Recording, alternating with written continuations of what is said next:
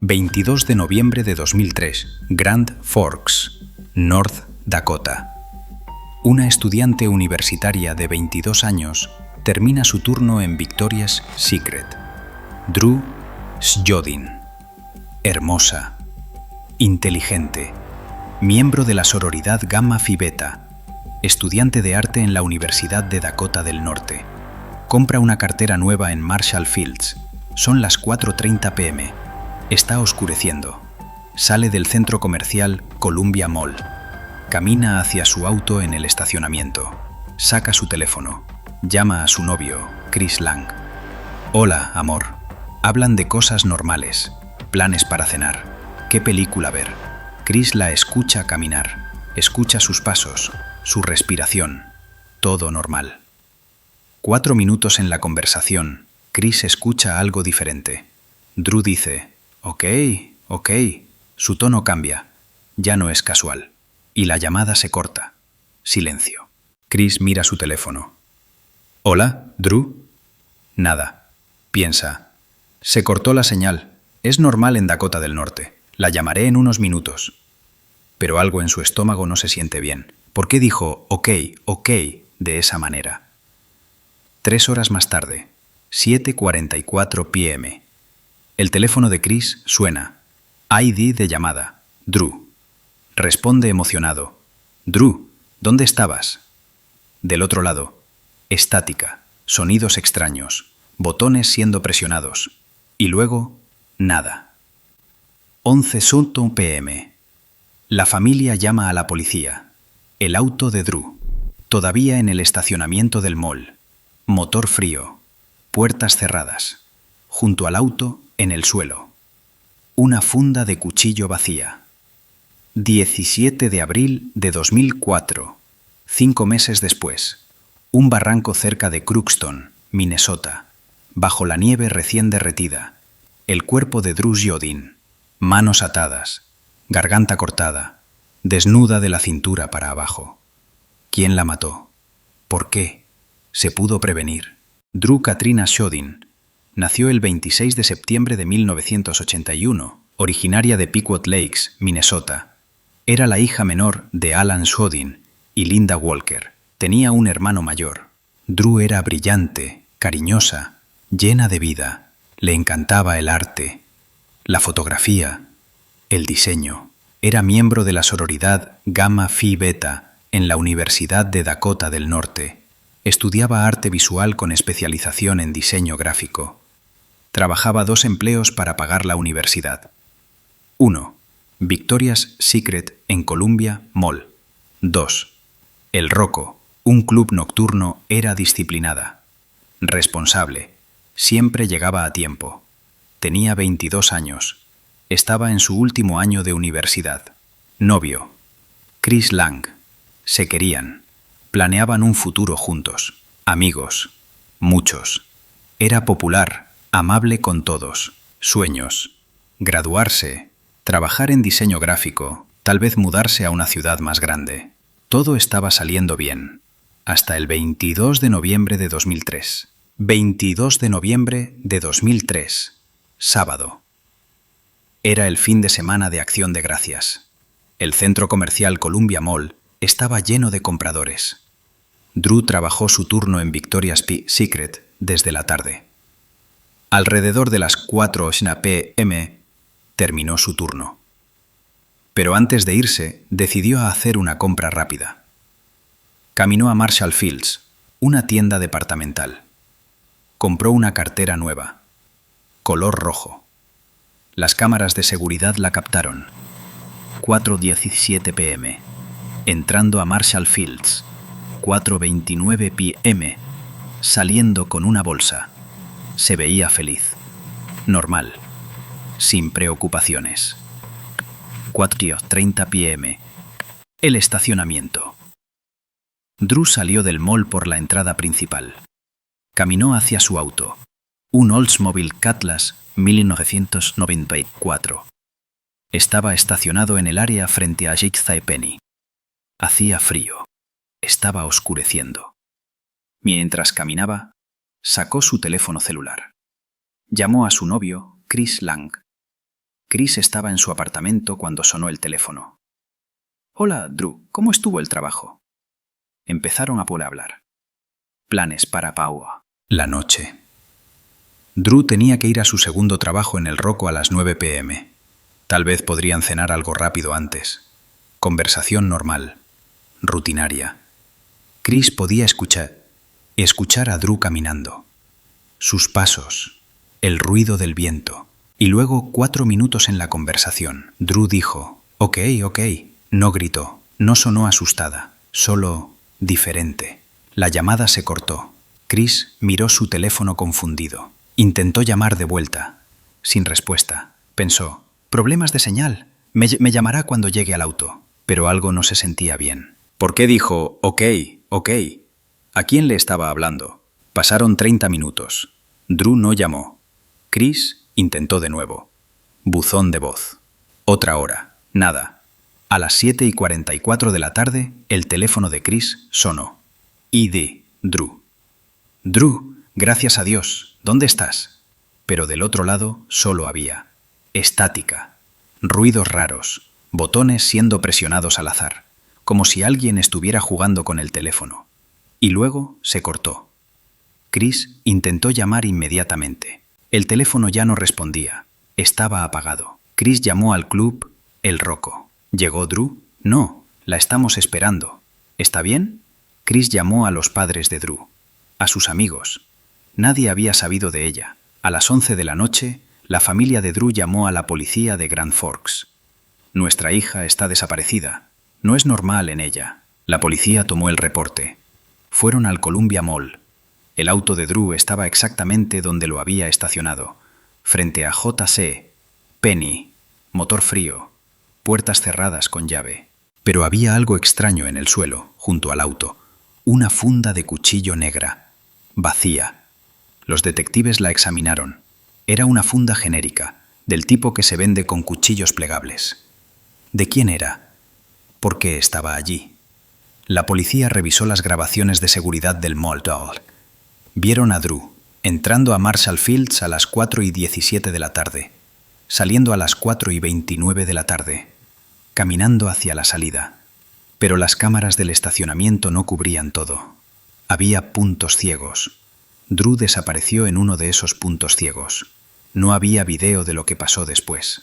Los investigadores rastrearon las llamadas del teléfono de Drew. Última llamada saliente. 4:30 de la tarde a Chris Lang. Desde el estacionamiento del mall. Última señal. 7:44 de la tarde cerca de Fisher, Minnesota.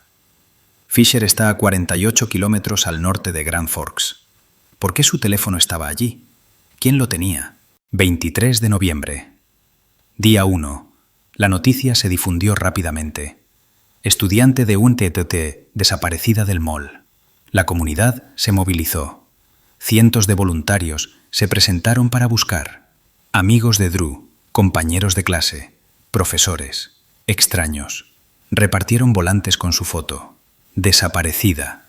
Drew Hodin, 22 años, 1,65 metros, 54 kilogramos. Cabello rubio, ojos azules. Última vez vista. Columbia Mall, Grand Forks, 22 de noviembre, 4:30 de la tarde. El caso captó la atención de los medios nacionales.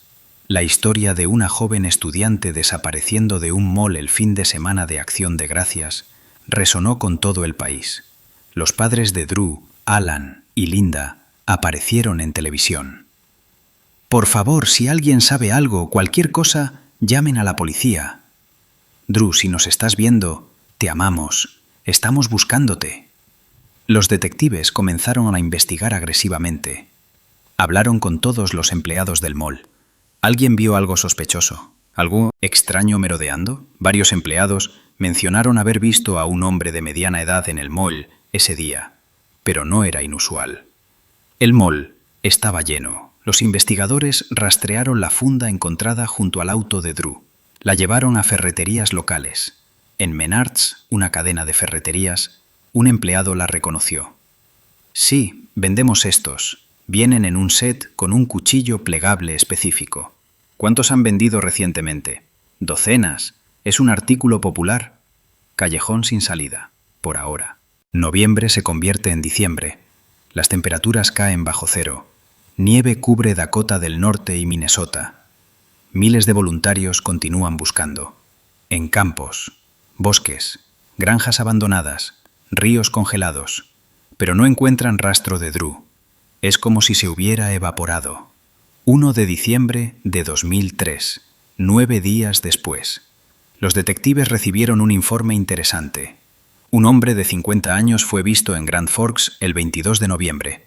Su nombre, Alfonso Rodríguez Jr. Vivía en Crookston, Minnesota, a 48 kilómetros de Grand Forks. ¿Por qué era relevante? Porque Alfonso Rodríguez Jr. era un delincuente sexual registrado. 1974. Su primer crimen. 21 años. Una joven estudiante lo reconoció de la escuela. Él le pidió un aventón a casa. Ella accedió, siendo amable. En el camino, Alfonso sacó un cuchillo. La amenazó. Intentó violarla. La joven luchó. Logró escapar. Llamó a la policía. Alfonso fue arrestado. Cargos: violación agravada y tentativa de violación agravada. Sentencia: 15 años, pero la sentencia fue suspendida. Fue enviado al Minnesota Security Hospital para tratamiento de delincuentes sexuales. Alfonso cometió más agresiones sexuales. Atacó a otra mujer usando un cuchillo de cocina. Fue condenado múltiples veces por violación. Pero el sistema seguía liberándolo. 1980. El crimen que lo encarceló 23 años. Alfonso secuestró a una mujer. La violó brutalmente. La golpeó. La amenazó con matarla. Fue arrestado, juzgado y condenado. 23 años de prisión por violación, secuestro y agresión agravada. 1 de mayo de 2003. Después de cumplir 23 años completos, Alfonso Rodríguez Jr. fue liberado de prisión. Tenía 50 años. Regresó a vivir con su madre en Crookston, Minnesota. Fue clasificado como delincuente sexual de alto riesgo por el estado de Minnesota. Pero en 2003, el sistema de seguimiento de delincuentes sexuales era débil. No había monitoreo constante. No había GPS. Nadie vigilaba a Alfonso Rodríguez Jr. Y 6 meses y 21 días después de ser liberado, Drew Jodin desapareció. Los detectives descubrieron que Alfonso estuvo en Grand Forks el 22 de noviembre. De hecho, estaba trabajando en un sitio de construcción en Polk County, Minnesota. Los investigadores lo contactaron el 25 de noviembre, solo 3 días después de la desaparición de Drew. Alfonso negó conocer a Drew Jodin. Nunca he estado en ese mall. No sé nada sobre ninguna chica desaparecida. Pero los detectives notaron que parecía nervioso. Le pidieron permiso para registrar su auto. Alfonso accedió. No tengo nada que ocultar. Un viejo sedán. Los investigadores lo examinaron cuidadosamente. Varios cuchillos. Uno de ellos, un cuchillo plegable. El agente especial Daniel Alquist lo reconoció inmediatamente. Este cuchillo es exactamente el tipo que encaja con la funda que encontramos junto al auto de Drew. Los investigadores llevaron la funda a la ferretería Menards. ¿Este cuchillo encaja con esta funda? El empleado los probó. Encaje perfecto. Este cuchillo se vende solo en un set con esta funda exacta. Los forenses examinaron el auto de Alfonso más profundamente. Encontraron manchas en el asiento trasero. Parecían sangre. Fibras en el maletero, consistentes con ropa. Enviaron muestras al laboratorio. 1 de diciembre de 2003. Los resultados del laboratorio llegaron. ADN en el abrigo de Drew. Coincide con Alfonso Rodríguez Jr. ADN en el auto de Alfonso. Coincide con Drew Jodin. La policía tenía suficiente. Alfonso Rodríguez Jr. fue arrestado. Aún no podían cargarlo con asesinato, porque no habían encontrado el cuerpo de Drew. En la estación de policía, Alfonso fue interrogado durante horas. Al principio negó todo. No conozco a esa chica. Nunca estuve en ese estacionamiento, pero la evidencia era abrumadora. Su ADN estaba en Drew. El ADN de Drew estaba en su auto. El cuchillo en su maletero coincidía con la funda. Finalmente, los detectives le dijeron: «Alfonso, sabemos que la tienes. ¿Dónde está Drew? ¿Está viva? Dinos dónde está». Alfonso se quedó en silencio. Ni siquiera su familia pudo convencerlo. Su hermana le rogó: «Por favor, diles dónde está. Esa familia merece saberlo». Pero Alfonso no dijo nada. Diciembre. 2003 a marzo. 2004. Alfonso estaba en custodia, pero Drew todavía estaba desaparecida. ¿Estaba viva? ¿Dónde estaba? A pesar del arresto, la búsqueda de Drew no se detuvo. Su familia no se rindió. Miles de voluntarios siguieron buscando, en el frío brutal del invierno de Dakota del Norte. Temperaturas de menos 20 grados Celsius. Nieve profunda. Buscaron en granjas abandonadas, bosques densos, ríos y lagos congelados, edificios vacíos. Pasaron por el área de Crookston, donde vivía Alfonso, docenas de veces. Pero la nieve era demasiado profunda. Cubría todo. Alan Jodin y Linda Walker, padres de Drew, vivían en un limbo horrible. No sabían si su hija estaba viva o muerta. Cada día esperaban una llamada. Cada día rezaban por un milagro. 17 de abril de 2004. La primavera llegó a Minnesota. La nieve comenzó a derretirse. Ese día, un oficial de policía de reserva y un deputy retirado estaban patrullando un área rural cerca de Crookston. Era un área que ya habían buscado antes en invierno. Pero ahora, con la nieve derretida, podían ver más claramente. Caminaron por un campo, llegaron a un pequeño barranco y vieron algo que había estado escondido bajo la nieve durante casi 5 meses. Era un cuerpo, parcialmente cubierto con ramas y hojas, desnudo de la cintura para abajo, manos atadas detrás de la espalda con un cordón, cabello rubio. Era Drew Jodin. Alan Jodin recibió la llamada de la policía. «Señor Jodin, encontramos a Drew». Alan ya sabía por el tono de voz. «¿Está...?» «Sí, lo sentimos mucho». Alan Jodin más tarde diría en una entrevista: «Fue un día absolutamente horrible, pero también fue un día de alivio, porque al menos sabíamos que Drew ya no estaba sufriendo». El cuerpo de Drew fue llevado al médico forense. Herida profunda en la garganta, cortada con cuchillo. Múltiples heridas de arma blanca en el cuerpo. Muñecas atadas con cordón detrás de la espalda. Evidencia de trauma físico severo. Causa probable de muerte. 1.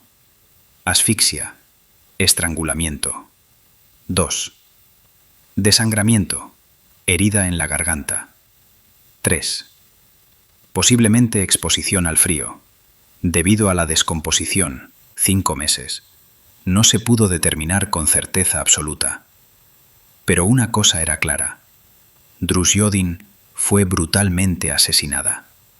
El cuerpo fue encontrado a menos de 2 kilómetros de donde Alfonso Rodríguez Jr. vivía con su madre en Crookston, en un área que los equipos de búsqueda habían revisado antes, pero estaba escondido bajo nieve profunda durante el invierno. Ahora había evidencia para cargos de asesinato. Normalmente, el asesinato es un crimen estatal, pero en este caso, Alfonso había cruzado líneas estatales. Secuestró a Drew en North Dakota, Grand Forks. La llevó a Minnesota, Crookston. La asesinó allí. Esto violó la ley federal de secuestro. Ni North Dakota ni Minnesota tienen pena de muerte estatal. Pero la ley federal sí permite la pena de muerte por secuestro que resulta en muerte. Los fiscales federales decidieron buscar la pena capital. Sería el primer caso de pena de muerte en North Dakota en más de 100 años. liderado por Drew Brigley, fiscal federal del distrito de North Dakota, asistido por Keith Reisenauer y Norman Anderson. Su misión: obtener justicia para Drew Shodin. Agosto de 2006. Tomó semanas seleccionar un jurado. Era un caso de alto perfil. Todos en la región conocían la historia. Finalmente, el juicio comenzó. La evidencia presentada. 1. El cuchillo y la funda. La funda junto al auto de Drew. El cuchillo. En el maletero de Alfonso. Encaje perfecto 2. ADN. Cabello de Alfonso en el abrigo de Drew. Sangre de Drew en el auto de Alfonso 3. Registros telefónicos. Última llamada de Drew a las 4:30 de la tarde desde el estacionamiento. Llamada misteriosa a las 7:44 de la tarde cerca de Fisher, Minnesota. Ruta hacia Crookston. 4. Testimonio de Chris Lang. Describió la llamada final. Ok. Fueron sus últimas palabras que escuché. 5. Testimonio del médico forense. Heridas consistentes con ataque violento con cuchillo. Evidencia de que fue asesinada poco después del secuestro. 6. Historial criminal. De Alfonso. 30 más años de ataques sexuales contra mujeres. Siempre usaba cuchillos. Patrón de comportamiento idéntico. El abogado defensor Robert Hoy argumentó: no podemos probar exactamente cuándo murió Drew. No podemos probar dónde exactamente murió. Este caso no debería estar en corte federal. Pero no negó que Alfonso la mató. 30 de agosto de 2006. El jurado deliberó. Después de revisar toda la evidencia. Veredicto: culpable. Culpable de secuestro que resultó en la muerte de Drew Shodin. Ahora el jurado tenía que decidir: vida en prisión o pena de muerte. Escucharon más testimonios durante días. Las víctimas anteriores de Alfonso testificaron sobre sus ataques. La familia de Drew habló sobre su pérdida. 22 de septiembre de 2006. El jurado anunció su decisión. Pena de muerte. Alfonso Rodríguez Jr. Sería ejecutado por el gobierno federal. 8 de febrero de 2007. El juez Ralph R. Erickson formalizó la sentencia. Alfonso fue sentenciado a muerte. Fue enviado al corredor de la muerte federal en Terre Haute, Indiana. Se convirtió en el único hombre en Dakota del Norte sentenciado a muerte en más de un siglo.